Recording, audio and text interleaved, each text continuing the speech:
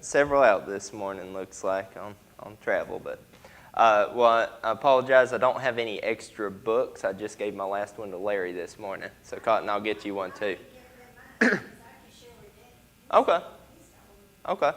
Yeah, we won't really use it as much for class time. It's more for home study, but y'all are welcome to take it home with you and use it there. We're studying through the book of Nehemiah. We just started this study last week, kind of with a little intro, and we're basing it off of Warren Wiersbe's commentary there, and then his bigger commentary called Be Determined here. So we're looking at the determination of Nehemiah. So today, I wanted us to look at chapter 1, of course. So we did an intro last week. You're going to get into it this week. Chapter 1 just has 11 verses, but there's a lot there. So we're going to try to get through it all this morning.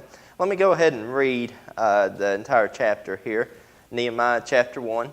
It says, "The words of Nehemiah, the son of Hakaliah. And it came to pass in the month of Chislew, in the 20th year, as I was in Shushan, the palace, that Hananiah, one of my brethren, came, he and certain men of Judah, and I asked them concerning the Jews that had escaped, which were left of the captivity, and concerning Jerusalem. And they said unto me, The remnant that are left of the captivity there in the province are in great affliction and reproach. The wall of Jerusalem also is broken down, and the gates thereof are burned with fire. And it came to pass, when I heard these words, that I sat down and wept, and mourned certain days, and fasted, and prayed before the God of heaven, and said, I beseech thee, O Lord, God of heaven, the great and terrible God, that keepeth covenant and mercy for them that love him and observe his commandments. Let thine ear now be attentive, and thine eyes open, that thou mayest hear the prayer of thy servant, which I pray before thee now, day and night, for the children of Israel, thy servants, and confess the sins of the children of Israel, which we have sinned against thee. Both I and my father's house have sinned. We have dealt very corruptly against thee, and have not kept the commandments, nor the statutes, nor the judgments, which thou commandest thy servant Moses.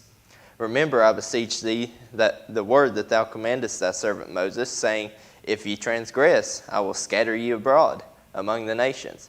But if ye turn unto me, and keep my commandments, and do them, though there were of you cast out unto the uttermost parts of the heaven, yet will I gather them from thence, and will bring them unto the place that I have chosen to set my name there. Now these are thy servants and thy people, whom thou hast redeemed from thy great power, and by thy strong hand. O Lord, I beseech thee now, let now thine ear be attentive to the prayer of thy servant, and to the prayer of thy servants, who desire to fear thy name, and prosper, I pray thee, thy servant this day, and grant him mercy in the sight of this man, for I was the king's cupbearer." So we talked a little bit about Nehemiah, the person, last week, as far as our intro lesson, but we're actually getting into the book of Nehemiah this week, and we open up this book with him asking his brother, who are introduced here, Hananiah, about the condition of the Jews in Jerusalem. And so looking at this here, we're given fairly accurate timing, right? It's pretty precise. We don't get that a lot of times with books of the Bible as far as when they're written or when the events happen. Of course, we knew that they happened after the events of the book of Ezra, and so we kind of had a time frame, but Nehemiah himself gives us a time frame here, right? He says it was the month of Chislew or Chislev, however you want to say that. So for us, that would be around like mid-November to mid-December, sometime in there. And then he says it was the 20th year, not specifically saying, but meaning that it was the 20th year of King Artaxerxes' reign in Persia there. We know it wouldn't be the 20th year of the Jews getting kicked out of Jerusalem, because they didn't go back for 70 years, right? And I think the temple took like 30-something years to build. Anyway, it's the 20th year of Artaxerxes' reign. And so this would have been around 444 BC. So why do we care? What's so special about that date? Nothing, really. In Warren Wiersbe's commentary, he says, like large doors, great life-changing events can swing on very small hinges. And what he's talking about there is he's saying that ordinary days can become extraordinary with God, right? God can use the ordinary to make it extraordinary. It was just another day when Moses, that we studied in our sermon a couple weeks ago, was keeping his sheep and saw that burning bush and turned aside, right? Just another day. It was just another day when David was keeping his sheep and was called in and met Samuel, who anointed him king, right? It was just another day when Peter, Andrew, James, and John were mending their nets and fishing, and Jesus came to them and said, "Follow me." So, it being a special day, it doesn't have to be a special day, right? It wasn't a special day when Nehemiah was talking to his brother Hananiah, but what's important is all of these people here, Nehemiah, Moses, David, James, John, all of these, they had their hearts open to God. They were willing to do God's will when he asked. And so the date isn't really that important, but it's interesting for the historical aspect of it, right? Nehemiah is still a historical book. So reading through this, the first question that came to my mind here is, and maybe this is a little pessimistic of me, but my thought is, why is Nehemiah concerned about the Jews? He's not in Jerusalem. He's over here in Persia. He's got him a good job. He's cupbearer to the king. He's in a very secure position, very high position. It was unusual for a Jew to hold such a position, but he done it, right? So he was in the role, and he had no reason to be concerned with the Jews. Yeah, he's a Jew, but he's doing all right where he's at, right? So why is he even asking about the Jews? That could jeopardize his position with the king. The king could get mad just being reminded that, hey, you're not one of us, right? And so why did he ask about the Jews here? Well, to put it as our lesson title states here, he asked because he cared, right? So we're on the first lesson in that book there, and today we'll probably get through about page 19 in that book. We won't do the whole lesson because it covers 2 chapters, but the lesson title is something like A Man Who Cared or something like that. Like I say, Larry's got my book. But so he cared. He cared about the Jews, he cared about the city, and he cared about God. And I think that's the important thing, right? The city and the people are representative of God. And so he cares about all of that. A caring, is that the name of it? Yeah. Caring attitude? All right, you just read the book to me as I go, and we'll be all right. So Nehemiah's options, let's look at his options here. He could have went back to Jerusalem with the Jews, right? But he chose to stay here. In your Bible here it says Shushan, or Shushan. It's also known as Susa, but it was the capital of the Persian Empire. It's where the palace was, right? So he chose to stay there and serve the king. Now, I think as we see in the next, this chapter and the next one even, this wasn't just his choice to stay there. It was following the will of God, right? God had a purpose for Nehemiah and Susa, just like Esther was there before. She was in the palace there, and God had a purpose for her. And we studied Joseph in Genesis, and he was in Egypt, right? He didn't want to be in Egypt. He got sold into slavery, but God had a purpose for him there. And, God has purpose for us wherever we're at. He'll use us wherever we're at, and he'll put us where he wants us, right? If we, don't have a purpose where we're at, he'll tell us to move, and we need to be open to that. We need to be open to following his will. He'll prepare us and set us up for what he wants us to do. So I think that answers part of our question here. Why does he care about the Jews? I think is partially because he cares about God, right? And he's following God's will here. And so he's asking about the Jews because God had him there for a specific purpose. So Nehemiah, he didn't stay in Susa because he didn't care about the Jews, right? Or because he didn't want to be associated with them, but rather because God had a purpose for him there. We can't associate him not being in Jerusalem with him not caring about Jerusalem, right? He still cares, he's just not there because God doesn't want him there, right? But he will soon want him there. He had a reason to stay for a little while. But I think when we're looking at this and we're asking, why did Nehemiah ask about the Jews, kind of the question that we're not asking is, would I ask about the Jews?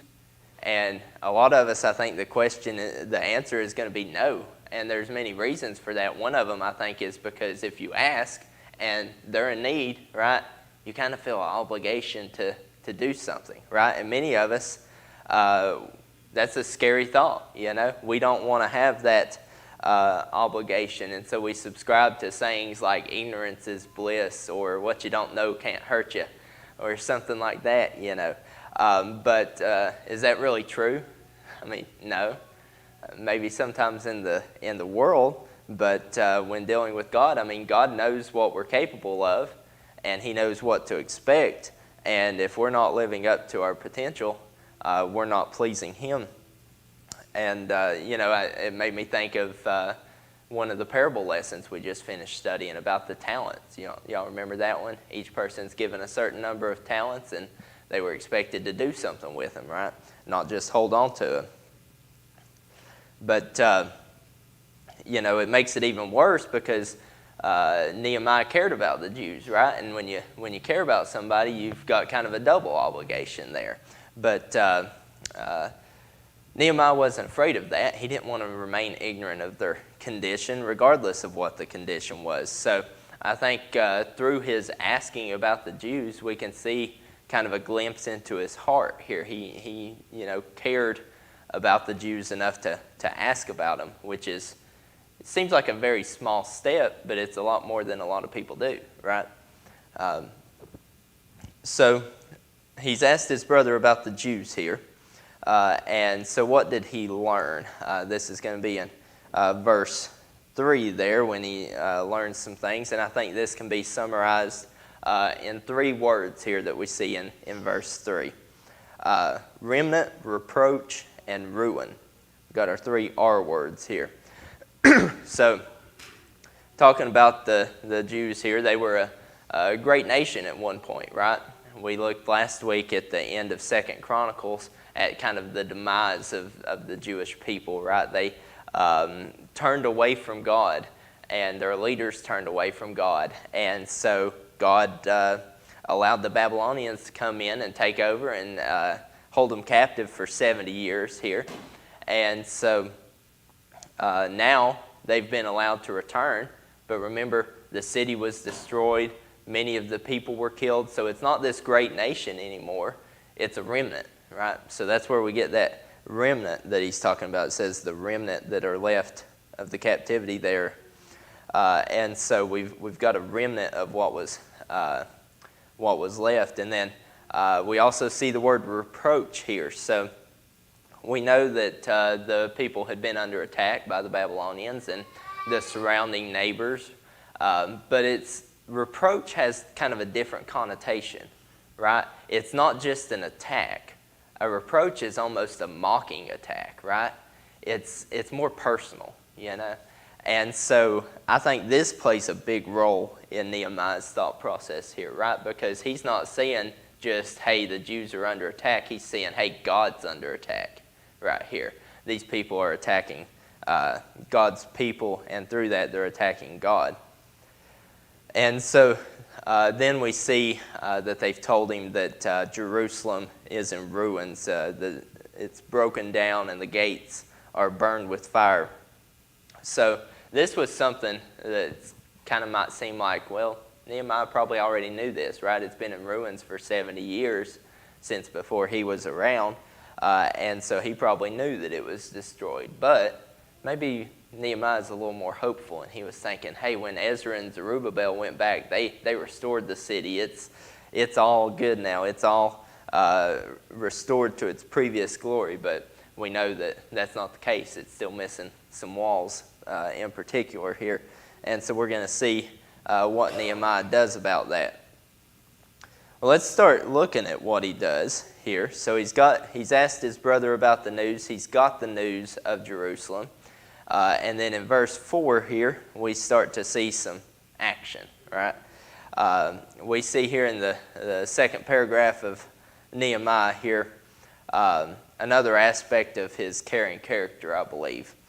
So we saw that he cared enough to ask about the Jews, but now we see that he cares enough to react, right? We see that he, in verse 4 it says, I sat down and wept and mourned certain days and fasted and prayed before the God of heaven. So one important thing he's doing here, we'll come to the rest of these as well, but he's weeping for the people of Jerusalem, right? He's weeping for the news that he's heard. Now, sometimes in today's society, right, we think of crying as a negative thing or a sign of weakness, but of course it's not always a sign of weakness. Now, it may be a sign of weakness like with a baby if they're crying, right, because they're weak, right? They can't do anything on their own.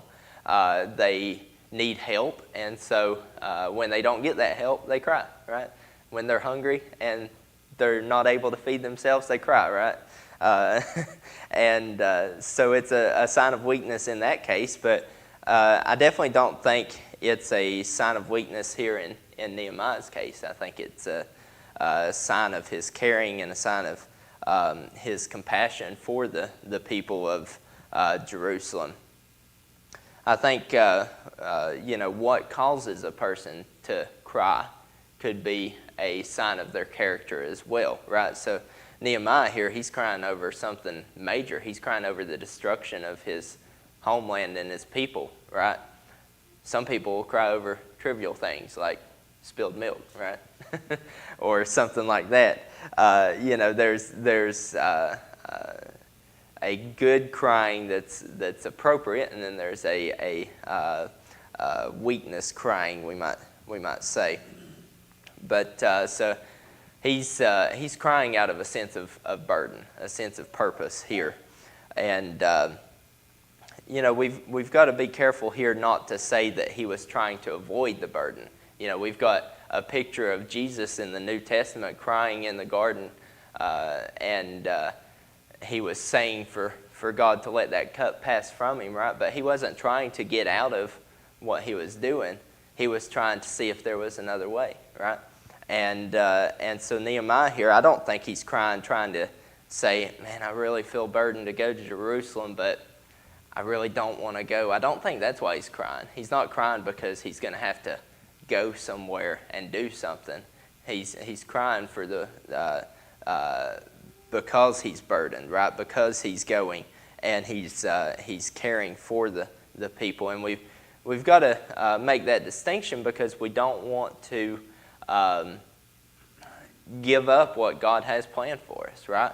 If we feel a burden like that and we feel caring for something, then we need to act on it and do it, even if it may cause a little bit of sadness or weeping. Clarence Sexton, again, in his commentary there, he says, our tears water the seeds of providence that God has planted on our path, and without those tears, those seeds could never grow and produce fruit. I think that's neat because he's saying, God has this plan. He's planted this seed for us, and hey, there may be a little bit of crying involved, but God's got better things in store, right? And so sometimes we have to endure the crying, endure the hard times to get the blessings that God has planned for us in the end. And so Nehemiah is seeing that here and crying for the people of Jerusalem. So we've talked about him sitting around here crying, but if that's all he did, would we have a book about him? Probably not. It's not going to do much on its own, right? You've got to put some legs under that, right, and go. And Nehemiah does this as well. He's not just going to sit around and oh, poor people in Jerusalem, I wish somebody would do something about them, That's what many of us do today, right? We see a need and we say, oh, I wish somebody would do something about that. Why don't we do something about that? If nothing else, look at what Nehemiah does in the rest of this chapter. He doesn't actually go build the wall in chapter 1, right? He's told about the news. He cries and mourns, and then says he fasted and prayed, right? In verse 4, he fasted and prayed. And so that's all we see in chapter 1. So if you're going to do nothing else, if you know of a need, you can pray about it, right? You don't got to go build the wall yourself. You can pray about it. And we'll talk about that prayer here. So verses 5 through 10 here center on, and really verse 11, centers on this prayer in the first chapter of Nehemiah. It's the first of 12 prayers. So we've got 13 chapters in Nehemiah. 12 of them have a prayer in it. All right, so that's kind of cool. Nehemiah bathes this wall in prayer. So he opens and closes Nehemiah with prayer. Chapter 13 ends with a prayer as well. So I think we can definitely see that he's a man of faith. He's a man that's wholly reliant on God. And, he's not going to make the first step before he prays about it. And so let's look at his prayer here, because I think it's a really good example of a prayer that, we could follow here. Because he's praying about this burden that's on his heart, right? And what he should do about it, and asking for God's help, right? So looking at this prayer, verse 5 here, I think it begins with praise to God here. We see, I beseech thee, O Lord God of heaven, the great and terrible God, that keepeth covenant and mercy for them that love him and observe his commandment. So that's all just saying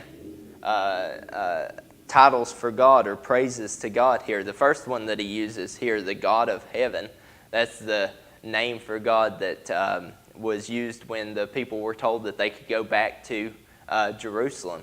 And so he's calling on that same God, right? And I think that God of heaven is neat too, because Warren Wiersbe contrasts this. He says he's praying to the God of heaven, while all these people in Babylon around him are praying to idols of the earth, right? Who are you going to pray to? Which sounds better.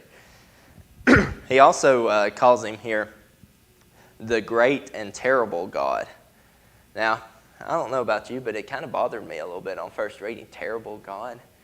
But that's not necessarily meaning that, a lot of times when you say something's terrible, you want to avoid it or you don't like it or something like that. That's not what it's saying about God. It's saying that God is so powerful that we should be in awe of him. We should be in fear of him, right?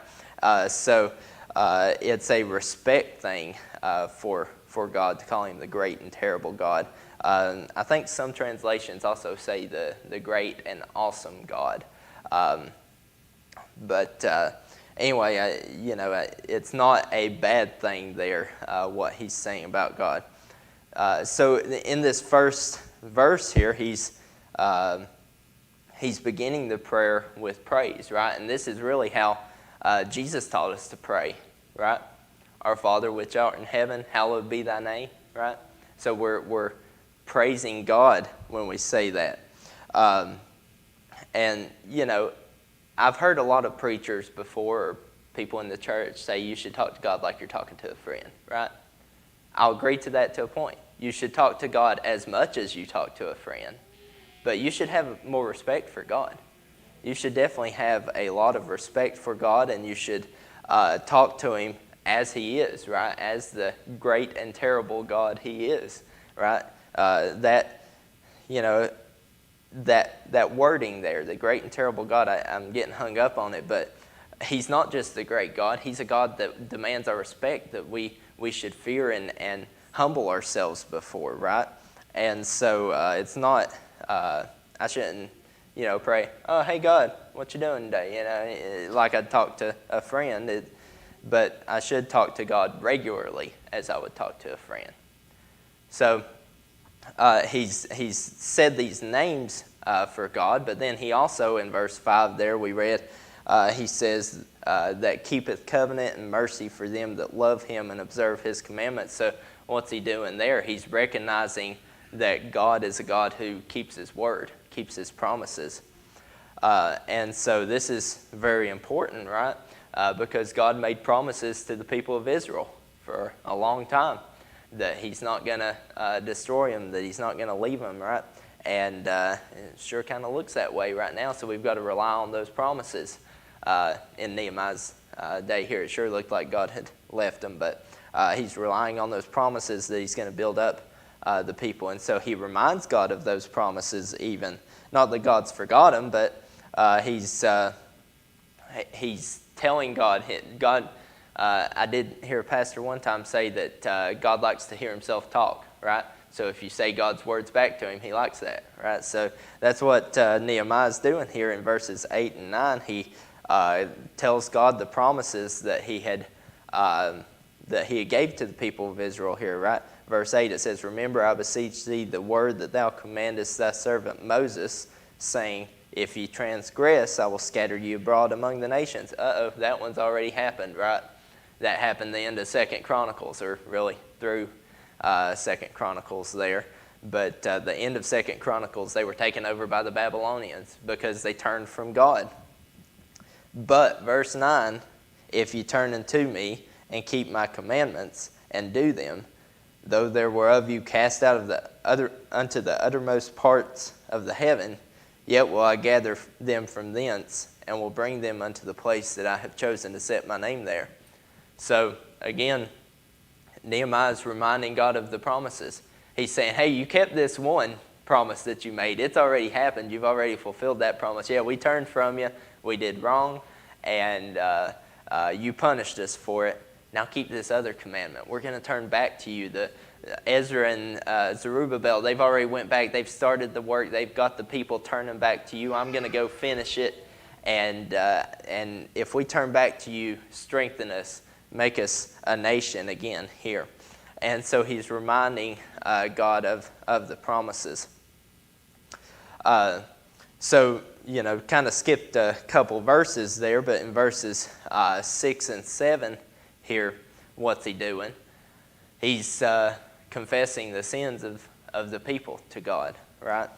And let's read them here. "Let thine ear now be attentive and thine eyes open, that thou mayest hear the prayer of thy servant, which I pray before thee now day and night for the children of Israel thy servants, and confess the sins of the children of Israel, which we have sinned against thee. Both I and my father's house have sinned. We have dealt very corruptly against thee, and have not kept the commandments, nor the statutes, nor the judgments, which thou commandest thy servant Moses." And then he reminds him of those promises. So one thing to notice here in the end of verse 6 and verse 7, notice the wording here. It says, "Confess the sins of the children of Israel, which we have sinned against thee. Both I and my father's house, we have dealt very corruptly against thee." He's using that word "we" here. He could have easily said, they've done all this, because he wasn't even around at this point, right? He wasn't even around 70 years ago when they sinned against God and were taken over by the Babylonians. But he's using the word "we" here. He's saying that this is a national problem here, a national sin that has happened. In Wiersbe's commentary there, he talks a lot about, in this chapter, he talks a lot about the previous sins of the church. A lot of people will hold things against the church and say, well, there's just a lot of people there that have done wrong or something. And he said, he quoted a pastor, and I didn't write it down because I wasn't going to get too into it, but he quoted a pastor that was interviewed for the news, and he said, "We have done wrong," and he was taking responsibility for something that he didn't do, but somebody in the church did. And he's saying we should do that, not because, yes, we did it, but because it's humbling, it's justifying where we know we're coming from, right? And so that's kind of what Nehemiah is doing here. He's he could have said, hey, I hadn't done anything. But then how's he going to go back to the people and say, we need to rebuild these walls, we need to turn back to God? How's he going to put we there if he doesn't put we here, right? And so he's got to assign himself with the people here. So he's confessing their sins. And why is he bringing this up? Well, we know in 1 John 1:9, if we confess our sins, God is faithful and just to forgive us our sins, right? So he knows that if he's confessing the sins and then he tells God of the promises that he made, that he's going to forgive them if they turn back to him, then God's going to keep that promise, right? But the first step is admitting that we've done wrong, right? And so he confesses the sins and then states those promises. And remember, in the end of verse 5, he says that God is a God who keeps those promises. God is a God who keeps his word. And, Nehemiah is a pretty smart man here, it seems. He has no doubt that God is a God who keeps his word. And part of that is believing that God can keep his word, right? Not just that God intends to keep his word, but that he can fulfill the promises that he made. So he had not only confidence in God's faithfulness, but also in his ability, right? His ability to provide for this plan, to provide workers, to provide help from Artaxerxes. I always want to say Ataraxes, but it's not Ataraxes, it's Artaxerxes. And so he had faith that God could do these things, that God could work out the plan that he has in store. Wiersbe says in his commentary, he says, too often we plan our projects and then ask God to bless them. But Nehemiah didn't make that mistake. He sat down, he wept, he knelt down and prayed, and then he stood up and worked because he knew he had the blessing of the Lord on what he was doing. And so I think we can take a big lesson from that. We need to find the problem. We need to maybe cry a little bit, show some emotion, show some caring. We need to pray about it, but then we need to get up and work, right? And so if all Nehemiah did was pray, then who's God going to send to fix the wall? Who's God going to send to the people of Jerusalem? He chose Nehemiah here, and we see Nehemiah's acceptance of that here in verse 11, where he says, let now thine ear be attentive to the prayer of thy servant and the prayer of thy servants who desire to fear thy name, and prosper, I pray thee, thy servant this day. And so he's accepting his role in this.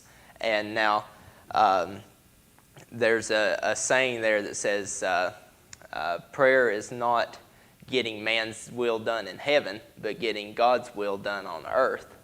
But how do we do that? Well, God chooses to work through people, right? And who better to work through than the one praying? If we're not willing to put our own feet and our own actions into it, we probably need to pray a little more, right? Because if we're burdened enough to pray, we're probably burdened enough to go and do as well. And so we see here, not only was Nehemiah, we're talking about his caring attitude here. And so not only did he care enough to ask about the people, he cared enough to weep about the people, he cared enough to pray for the people, but he's also caring enough to volunteer. He's caring enough to be the one that is open to God's will and allowing him to work through him, right? Nehemiah's going to be the guy. He's going to be the Moses of this generation, right? And so he had to have that mindset. He had to realize that God would work through him to see this prayer answered that he's praying. So as he's praying here, God is showing him kind of what to do and when to do it and how to do it, and he's providing the means, and all Nehemiah has to do is follow the plan, and God will do that for us as well if we'll pray and open ourselves to His will. Nehemiah here, he's risking a lot, right? He had a very prominent position that he was risking.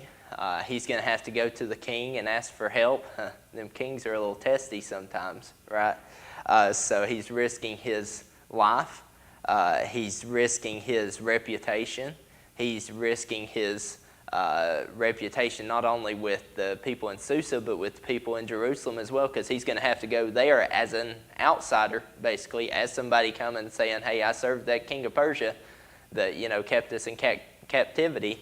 And he's going to have to go and say, hey, I know I was out there, but now I'm here. So let's do this. Let's get this going. So he's risking a lot, but he's willing to risk it. He's facing a test of faith, but he knew that God could see it through, that God would complete his task.